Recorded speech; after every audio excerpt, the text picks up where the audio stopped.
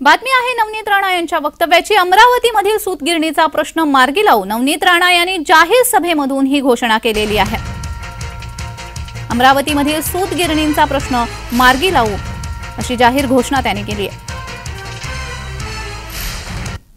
आपण नरेंद्र मोदीजींना हे सीट दिली ते येणाऱ्या भविष्यामध्ये मला एवढा विश्वास आहे की देशाला एवढा मोठा उद्योग देणारे आमचे देशाचे प्रधानमंत्री आणि राज्याचे आणि अमरावतीशी ज्यांची नाड जुळलेली आहे असे उपमुख्यमंत्री आमचे लाडके नेते देवेंद्र फडणवीस जी या सूतगिरणीसाठी सुद्धा येणाऱ्या भविष्यामध्ये सोल्युशन काढतील आणि लवकरात लवकर त्याचा निर्णय लावतील एवढीच मी आशा आपल्याकडनं ठेवते।